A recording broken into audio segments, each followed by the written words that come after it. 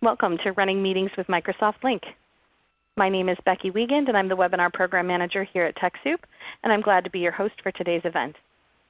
Also joining us today as our key presenter is Doug Thomas. He's a Senior Content Developer for Office.com and recently the lead of Office 15-minute webinars. So he's a pro at giving these kind of events for people and does it regularly with a weekly series with demos and Q&A on Office help and how-to. He has created and appeared in more than 250 videos at Microsoft, including Office Casual, an award-winning personality-driven how-to series. So he really is a terrific expert for us to have joining us on the line.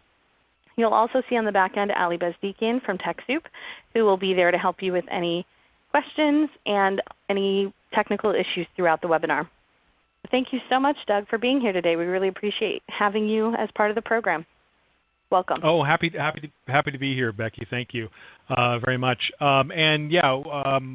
So running, I'll just say talking about how to run things on Lync while working on another piece of software that we're doing it here. It's kind of like a hall of mirrors, so we won't be able to show everything. But let me go ahead and start sharing my screen here, and we can start talking, and we'll start with the basics since a good majority of folks have not used Lync or have not even heard of it, or if they've heard of it, they haven't worked on it a lot. The way I explain Lync to folks is it's basically people understand the IM premise of chatting with people, but it's kind of like IM on steroids. This page, by the way, if you wanted to go to it, is office.com/Lync. Just kind of the basic information that you have. So you can do many things with it. And one of the great things is even if you're starting with a conversation, which several folks had done, you can add on to those things without going into another area or another tool or adding in some sort of download.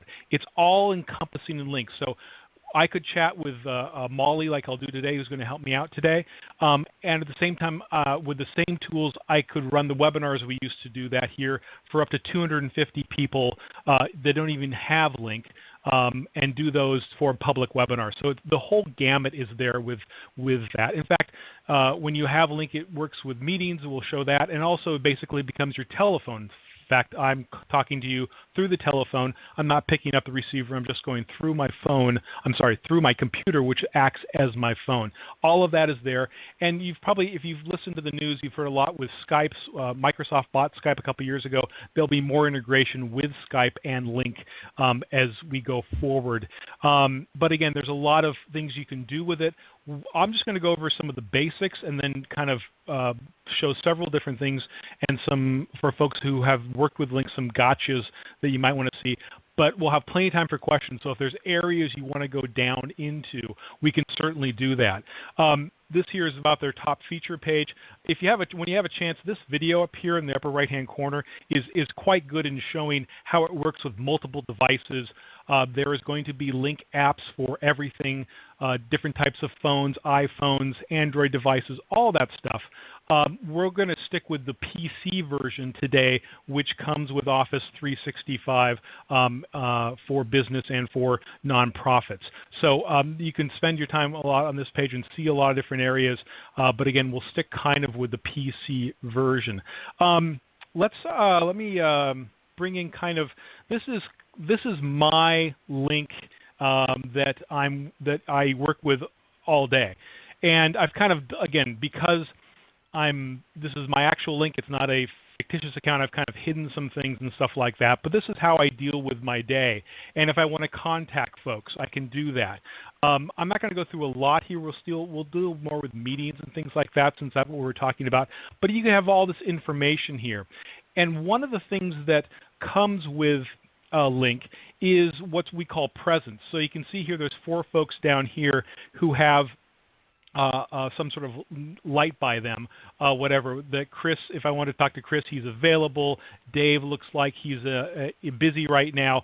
And Justin and Molly are in a call because they're actually on this call right now. And of course, I'm in a call too. So you can see where people are if they're at their computer, if you can talk to them. There's different variants. In fact, as soon as I start presenting via Lync, I go to a do not disturb presence, so people can't disturb me while I'm actually presenting. Again, this is kind of weird because I'm presenting inside the hall of mirrors, as we so to speak. But if I wanted to contact someone, I just simply click on their name. I'm going to work with Molly here, who's helping us out today. And there we go. And again, I could just start an IM chat here. And again, this presence that we see here is the same that we'll see for meetings and everything else. You can do everything from this screen pretty much that I'm going to show you. And we'll just go through some of the icons and things like that. And so I could call Molly if I want. Again, I won't do that because I'm working with you. We're not going to get much into video here, though there I am. I'm a big fan of using video in conferencing. That's why you can do it, especially you can use it with HD cameras, but we won't talk a lot about that today. And the nice thing is, if you notice on the screen, that's actually the video preview. So I haven't, with Molly, I'm not talking on video yet. I can just preview to make sure I look good before I hit the button, you know. Yeah, y'all look good. Y'all should be using video if you haven't. But there's other ways we can do it here. Molly, if you can get to this and go ahead and respond, I'm just going to show people how they can see. You can actually see when Molly is typing, let alone I don't know how it does that, but it actually reads that Molly's typing even before I see the message, so I know that I'm engaged with Molly and can get things done. And again, Molly could be across, could be the other side of the building, or across the world, or another part of campus. It's like all internet messaging, it works very well here. And this conversation will actually be saved in Outlook. It's called conversation history. So if you have, again, this might turn into an impromptu call, but we might make a meeting and make some major decisions in that, and that can all be captured. Let's show you some other options here you can do. I will say that, again, you can use Lync for everyone, even inside or outside your domain. Again, the Skype integration will help with that. It works best for internal, but you can use it for external. And you can get up to 250 people in a call. That's just out of the box. So you can get a lot of folks in there. Things I can do here in Lync include I can share. If I just mouse over this icon here, these are all the things I can share. Including my monitor, which I'll show you in just a minute. Programs, if you just want to show, let's say, I just want to show Excel and not worry about what else is on my computer at that time. Whiteboards, polls, Q&A. You can do all of that with there. And there's also integration with OneNote for if you want to take notes. And that's two options. Do I want to share the notes with everyone else in the call? They'll automatically get a link. Or I'm just taking notes for myself. And then the other thing here is dealing with people. So if we were starting this conversation, we realize, ooh, I need to get somebody else in, I can go ahead and invite more people here, and I can just type in either their name or their email, and I'll just invite Justin in here. And then he can join the meeting also, and you can see the pictures up here at the top. If we were running video, the video would be up here, not their pictures. And we could start an audio call, though I can't do that because, again, I'm doing the audio call for the meeting here. But a lot of times we would just go ahead and do this with audio and messaging at the same time. But, at the same time, you get a lot done via IM if you're doing something else. So as you can see, I could be on a call with somebody and still get some work done with Justin and Molly if I'm just listening to a conference call and not disturbing anything. So that's one of the nice things of Lync. Not that you would do some fun conversations while you're trying to work, but you know what I mean. You can do both things. I'm just not going to engage the audio here today just because of this presentation that we're working on.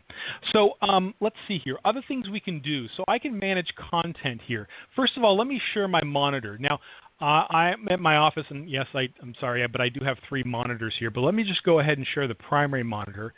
And if there's a problem, Becky, if you can just let me know. Everything should be working here. Again, it's kind of the house of mirrors. I'm presenting now 2 things here with both the TechSoup audience and then with Molly and Justin here. But basically, as you can see, it's going to show off my monitor. And if you can see, maybe you can't. There's kind of a at the very top here, I can give control to folks so they can actually take over, or I can show things. So let's say I wanted to bring in a document here. So let me just let me open up a folder here, and I will, let's open up an Excel document or something like that. And we could share this, it's a little big, let me shrink that down here a little bit. We could, so basically if I want to talk numbers now, I could share this screen and this with Justin and Molly at the same time. Now I can also do this. I can give control. Now you can request permissions, or I can give permission to Molly to say, she now has control. So Molly, if this works for you, go ahead and can you move the mouse and all that? Again, this might be this House of Mirrors effect where we can't do that. Yeah, there you go. So that now she's clicking on things. Go ahead and click the tab at the bottom here. I'm not doing, no, not that tab. The tab in the Excel spreadsheet. See, the other thing is they could suddenly ruin everything here. Go up to the tab that says Financial Summary in that, or just, yeah, or color a cell or something like that, I guess would work fine. So right now I'm talking to you, I'm doing the call, and Molly is actually running this computer. So she can monkey all that she wants. The nice thing is this is how our tech folks work with us on our computer. So if I have a tech problem and I can still call in to the tech center, my computer's working that way, they can take control of the computer and go into the control panels and all the areas that they need to go to figure out what's wrong with my computer. So that's kind of the control that we have, and you can have permissions of who can accept and who cannot give control. That's fine. So what I'm going to do now is, let's see, now I'm going to take this over. I'm going to go to the top here, and I'm going to take back control. So you can add documents to Lync. You can, in fact, let's go back to that screen. I'm going to shut down this Excel. And Molly, go ahead and add a document here to our conversation here. This is one of those things that I think I was working on Lync a couple years before I even realized you could do this, that folks can add documents to the screen. So if Molly wanted to show me a document, there's two things. I could give her control, and she could take over the call, and she could display her computer, or you can add documents to the conversation. And if that doesn't work, I know Justin was able to do that earlier, so we might be able to show it that way. I'm going to come back to that, but we'll show you that that feature as you can add documents. So again, this is just a chat that started. Yes. Sorry, we had Hello? one question that came in that kind of referred to the chat. So Paul asked, so will Justin see the conversation from before he was added to the conversation? So since we're still looking at this same conversation thread here, would he be able to see the history, or would it only start from when he was added? Justin would only see the information once he started it. So we would have to catch him up. Just like if he walked into a real meeting, we'd have to do the, hey, here's what you missed, Justin. Why were you late kind of thing. So yeah, no, you don't go back and see that information there. So let's see here. Now I didn't get notification, but I see that down here there was an attachment. Interesting. Okay, so documents can pop up. In fact, let me just go, and you can add documents to the conversation. Let's start this a little bit over, and what I'm going to do is let me move this off screen, and this off screen too, and let's open up Outlook and show you how you would start a meeting here. So I'm in my calendar view, and what I'm going to do is go up here, and when Lync is integrated into Outlook, you get this new button up here. So I can start an appointment or a meeting here, but there's a thing called a Lync meeting. So I can go ahead and start a meeting this way, and basically it's populated down here in the message area with information for the meeting. There is a phone number in case people are not on a computer. If they just want to call in and listen, they can certainly do that. But most folks would just click on this link that has a URL, as you can see there, and then I could send this to whoever I wanted to, get the information sent. All of that works just fine. Now up here in the area with the Lync meeting, there's meeting options, and let's click on those. All of these things you can change once you're in the meeting, but you can set them up in advance. And there's a couple things you probably want to do here. Let's just go down these few things here. You can do a new meeting space or have a dedicated meeting space.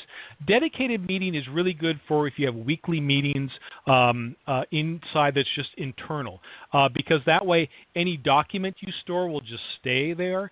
It's the same URL each week. So it's a little more of a keeps things together. I usually do this new meeting space up here. You can control the permissions each time. Again, all of these permissions you can change once you're in the meeting.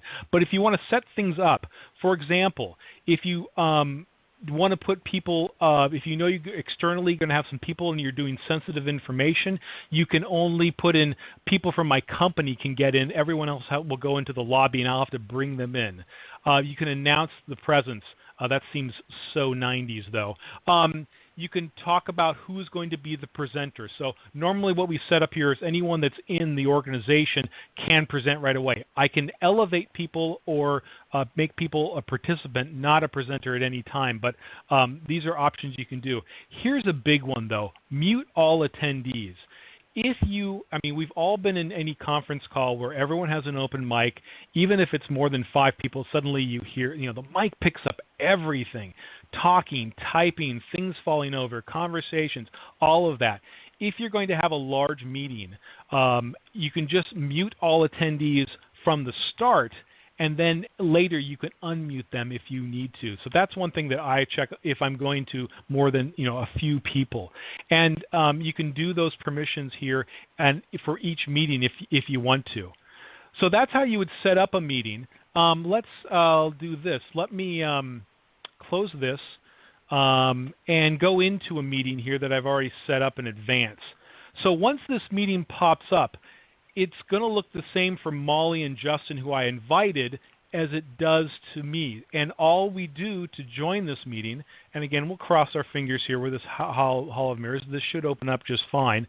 I'm going to click on Join Lync Meeting. Again, information's down here in case I'm calling in, if I'm on the road or whatever and don't have it. Though I must say there are Lync apps for your phone, so I actually have used Lync with video on a phone when I'm not at the office, so that can happen. So you can do multiple conversations at the same time and go back and forth. You just have to hit the resume call button.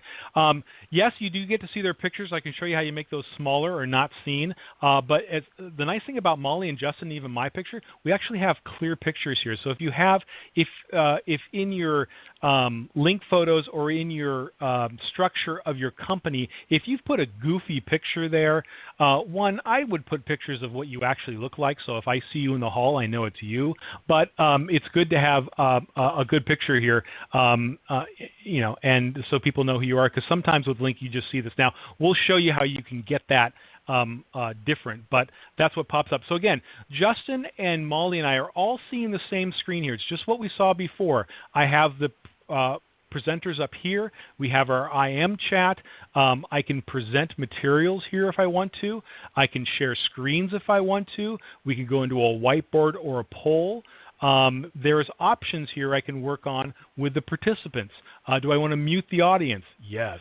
Do I want to hide the names? If you can see our names, if I hit that, the names disappear. So if you're working outside, you don't want the names to appear, you could do that too. There's several other options. The trick with Lync is you mouse over the icons, and then you can see other options. And there's lots of menus. As you can see here, you can change between your setup that you have. So I could easily click this over if I didn't have my headset on to the PC mic or even the phone, which is connected via Lync into my computer. So you can change your options quickly if you need to, because sometimes I take these calls with just the regular mic on my computer. Sometimes I put on the headset. But if you're doing a webinar, you always want the best microphone possible. So let's see some other things that we can get into.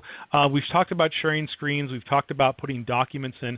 You can load documents here. So let's actually go into here a little bit. So all the things I can share a monitor. I could just share a program. Now, if you have a single screen, to do some sort of limitation might be good. If you click on Program here, you can just limit to whatever you want to talk about. Let's say I just want to show Excel. So if I pop into email, if I pop into Lync, if I go on the web and start looking at cat videos or whatever, you don't see that. You just see Excel. So you can control that. But believe it or not, the best fidelity, the best, that you're not gumming up the computer with lots of different things, is to show the monitor, believe it or not, is to just go ahead and share the monitor, and that will do the best in making sure that everyone sees everything at once. Because there is some delay on Lync. There is some, some days are going to be better than others. It depends upon your connection and things like that. Let's see here. So the other thing that I do a lot is if I'm going to present a meeting and I'm going to even show a deck or whatever, what I do load up is a PowerPoint, and I've done this in advance down here. I've loaded this PowerPoint slide, so let me turn that on, and we'll present this slide. Oops, I don't know why the icon suddenly appeared. And that's just one slide. And so the people that see the Lync meeting just see this slide right now. And I can do stuff behind the scenes before the meeting starts. And what I might do is, if I'm going to present a whole deck, I will keep this slide on. I can check the deck. I can make last-minute updates to the deck. And then when I'm ready to run the deck or run my screen, I can do that. But that's kind of a practice that I use sometimes, is just loading up that first slide in the pre-show so I can do things behind the scenes, so to speak. Some other things that you can work on here. In fact, let's go ahead and let's do some of the fun things. You can do things with whiteboards and polls. Again, I could have done this in the call when I was just calling Molly. Ooh, before that, how do I get rid of those pictures, Doug? I don't like seeing my face everywhere. Down here, again, another icon is called Pick a Layout. And you just click on that, and you get different views you can speak. So I want to do the content view, and now those pictures are away, and people are just viewing the content. So that's one way to get those pictures out of the way. I can also click on these icons if I don't want to show this whole list here. If I just click on that icon, it goes away. If I click on this icon, the people go away, and now we're just presenting the slide. So on these icons, mousing over them or clicking on them, you'll find different menus, and that's just kind of, I've just done it through exploring, basically. You can read all about it that you want, but to click on these things and just kind of work on them yourselves is I always found out the best way to work on that. So again, different views, different things. Let's see, what time we got here? Okay, we're half an hour in. I'm just trying to think of, again, I can definitely get into more things. Let's show something off like a poll, though. You can start a new poll. I've actually pre-made a poll. And so I'll put it up here. And the same kind of thing you just saw with for the TechSoup, we ask a question here.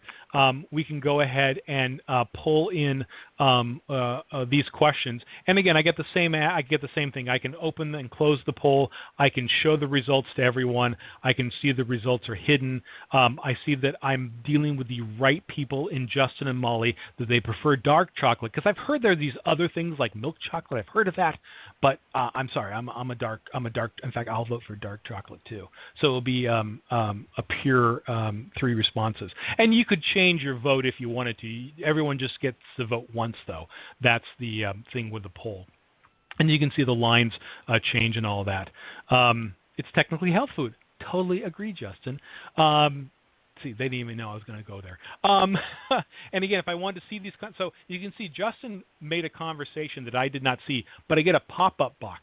If I wanted to go back and see that conversation again, I just click on it, and then it appears right there, the whole conversation that we've had. Click it again, and it goes away.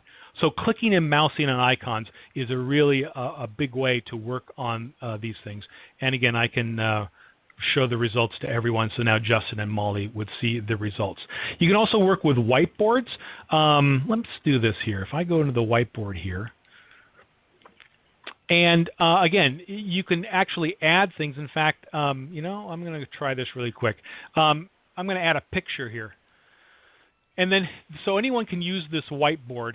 You can make little scrolls. You can do check marks here. This is actually the setup when we would do our Office 15-minute webinars. This is Chris Downs, who was my partner, who kind of ran the Lync meetings while we did the demo. We used to do, now we do fancier stuff with cameras and things like that, but this was kind of a setup that we did. Happy to go over and talk to you about how we did webinars. You can see there's multiple cameras and microphones and things like that. But again, they're augmenting this screen here with, as you can see, you can use stamps and arrows. You can draw lines. You could do this and share items with everything you want to. You can make little funny shapes if you wanted to.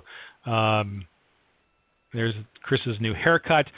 And oops, the picture disappeared. Why now? I guess someone maybe deleted it.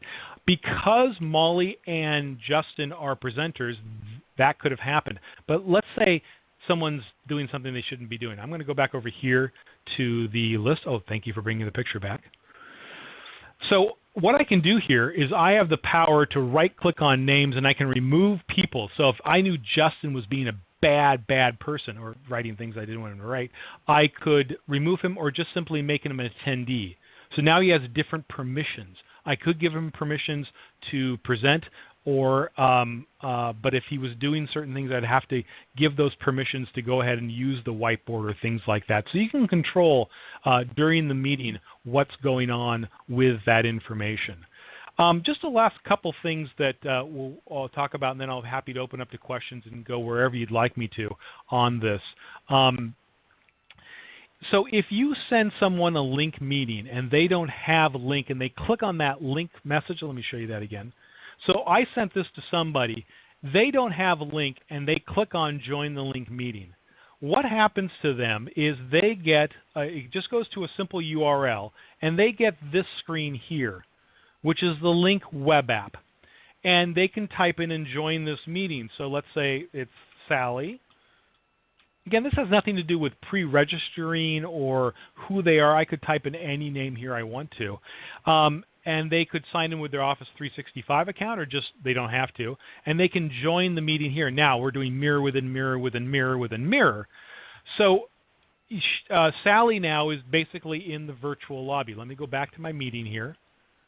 Which one's our meeting here? Here it is. Let me go back to, I'm going to present that slide again. So let me go back and do the welcome slide. I get a notification down here that one person is waiting in the lobby, and there is Sally right there. Because Sally was not a presenter, she's in the lobby. I can deny access or go ahead and admit access, and so I'll do that. So now Sally is joined. Sally and Molly. Sally is here, is joined into the conference. And if I go to Sally's screen now, this is what she sees. There you go. She sees the faces at the top, and she'll see whatever I'm presenting. Happens to be here that I'm just presenting the slide. Her mic is muted, you can see down here. You can get details, and she can ask permission for stuff, but I can totally deny it. Or I can, again, with those presets, I could totally make it that she's just witnessed. She just witnesses what's going on here. She could contact us directly, but I could make it that, again, that you don't do that. She could go to what just is the presentation view and just see the slides. So I do a lot of demos, as you can tell on Lync, so to make the screen as big as possible. And it's still, this looks and feels like Lync, even though I'm just in a browser. Any updated browser should work. Firefox, Safari, Chrome. I'm on Internet Explorer here.